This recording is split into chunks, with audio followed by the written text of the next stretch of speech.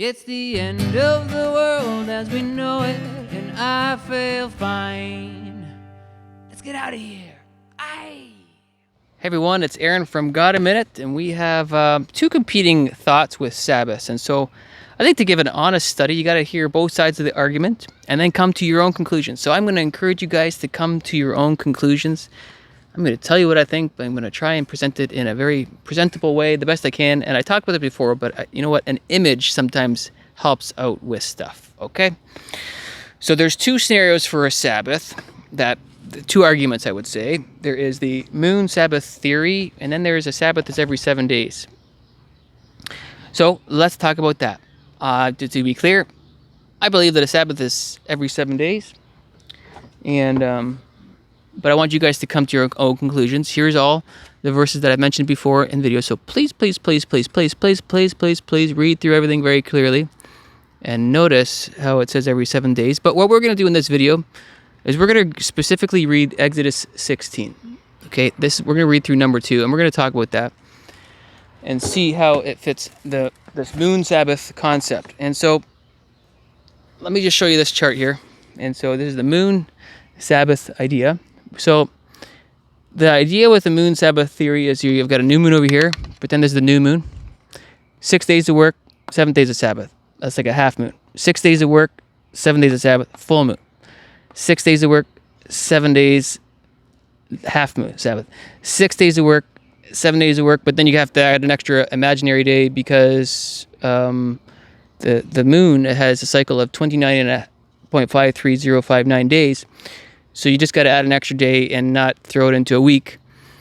But then, this is the first month. But then in the second month, what you have to do, because the moon cycle is 29.53059, you got to have 6 days, then a Sabbath.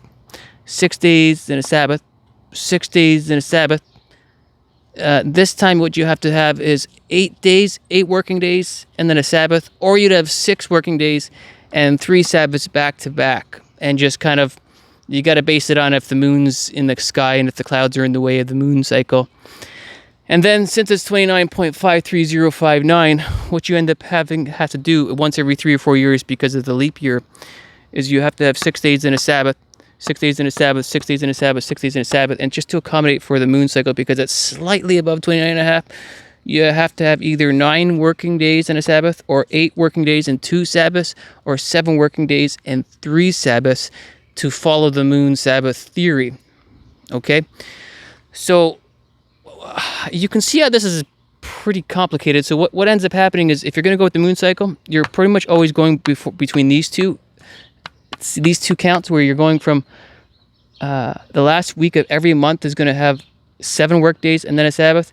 And then the second month, it would be 8 days and then a Sabbath, or whatever you're going to have to do. You're always going to be off. So the 8th month would have 29 days. The first month would have 29 days, and then the second month would be 30 days. So you see how confusing that is.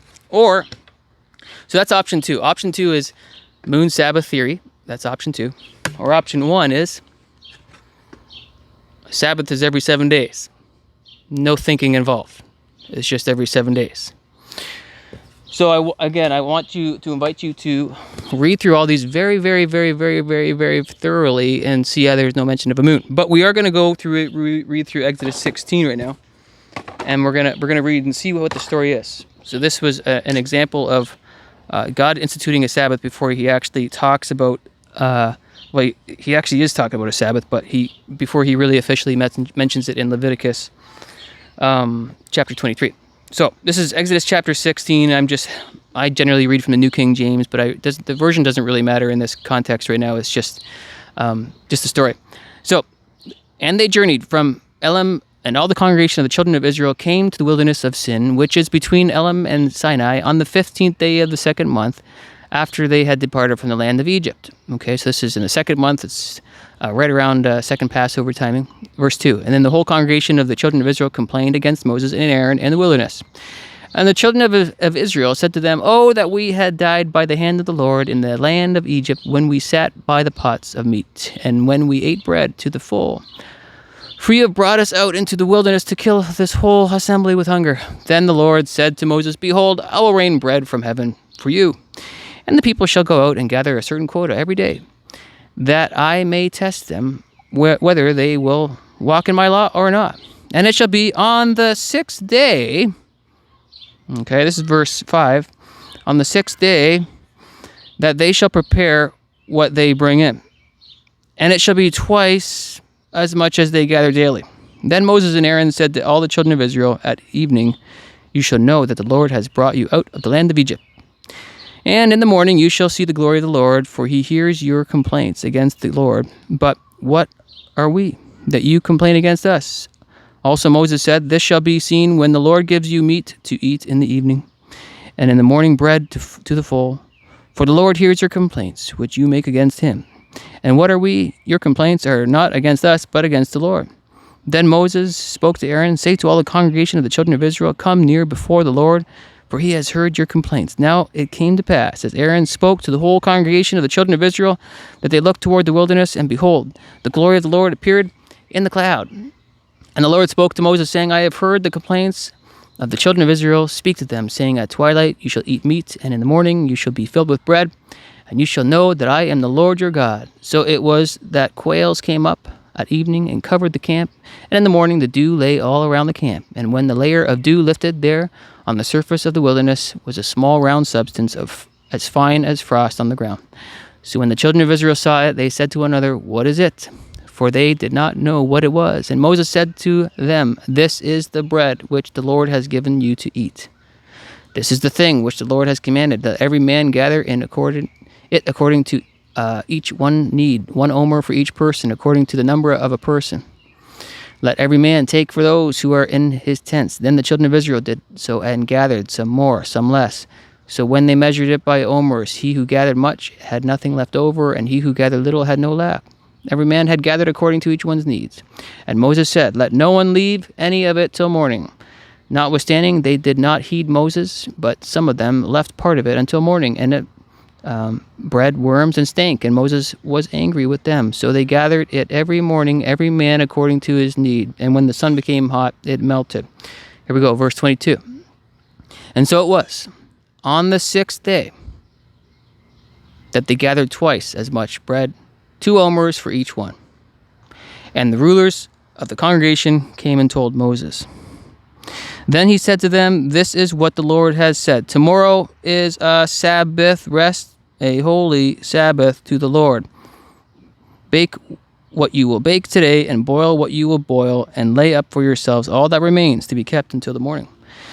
So they laid it up till morning, as Moses commanded, and it did not stink, nor were there any worms in it. Then Moses said, eat that today, for today is a Sabbath to the Lord. Today you will not find it in the field. 6 days, verse 26, you shall gather it, but on the 7th day, the Sabbath, there will be none. Now it happened that some of the people went out on the 7th day to gather, but they found none. And the Lord said to Moses, how long do you refuse to keep my commandments and my laws? See, for the Lord has given you the Sabbath, therefore he gives you on the 6th day bread for 2 days. Let every man remain in his place, that no man go out and of his place on the 7th day. So the people rested on the 7th day, and the house of Israel called its name manna. And it was like white coriander seed, and the taste of it was like wafer made with honey. So then Moses said, this is the thing which the Lord has commanded. Fill an omer with it, and be kept for your generations, that they may see the bread with which I fed you in the wilderness when I brought you out to the land of Egypt. And Moses said to Aaron, take a pot and put an omer of manna in it, and lay it up before the Lord to be kept for your generations, as the Lord commanded Moses. So Aaron laid it up before the testimony to be kept. And the children of Israel ate manna 40 years, until they came to an inhabited land. They ate manna until they came to the border of the land of Canaan. Now an omer is 1/10 of an ephah. So we see, looks like we see in verse 5, and we also see this in verse 22, and we also see this in verse 25, and verse 26, and verse 27, 28, 29, that area too. We see it really about 3 primary times, how it's every 6 days, and then on the 7th day, no bread, no manna for you, man. But That's it. Every 6 days he rained bread from heaven, and on the seventh day he rested. No mention of a moon cycle, and it was very serious to God. Numbers 15, verse 32. This is how serious it is. Now, while the children of Israel, this is how serious it was, okay? Now, while the children of Israel were in the wilderness, they found a man gathering sticks on the Sabbath day. And those who found him gathering sticks brought him to Moses and Aaron and to all the congregation, and they put him under guard because it had not been explained what should be done to him. Then the Lord said to Moses, the man must surely be put to death. All the congregation shall stone him with stones outside the camp. So, as the Lord commanded Moses, all the congregation brought him outside the camp and stoned him with stones, and he died. So, that's Numbers 15:32 through 36. If you collect sticks on a Sabbath in this Old Testament, you're supposed to be stoned. So God said that it was meant to be every seventh day you don't get any manna, and it's a Sabbath. So in option A, and the reason why I'm bringing this up, it's not because we're supposed to be keeping the law. We can't keep the law. The reason why we want to understand what a Sabbath is particularly when it comes to understanding the Feast of the Weeks, particularly in the spring, summer time, particularly Feast of Weeks. We're supposed to count 7 Sabbaths. And so for us to understand when Pentecost is, there's always confusion every year because people either go with every 7 days, or some people do this thing, or sometimes people count from different days. There's a whole confusion, but we got to know what a Sabbath is. It's either option A, it's either every 7 days, or it's this. But here's the thing, right? So if you're collecting sticks on a Sabbath in the Old Testament, you're supposed to be stoned. Okay, so this if you're going with this theory, Exodus 16 would have read something like this. There would have been a verse like this, which there isn't a verse, but it would say something like this.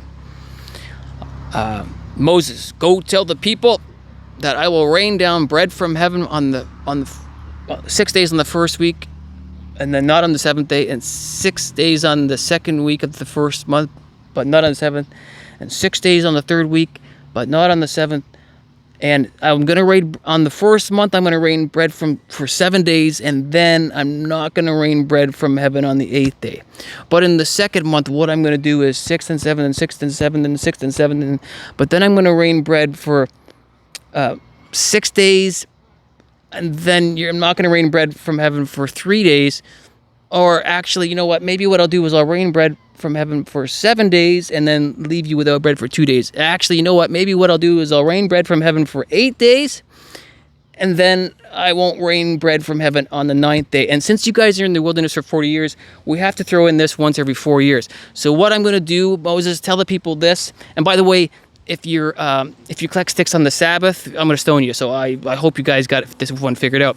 But anyway, in the 4th year, if I rain bread from heaven, what I'm going to do is this 6, 7, 6, 7, 6, 7, 6, 7.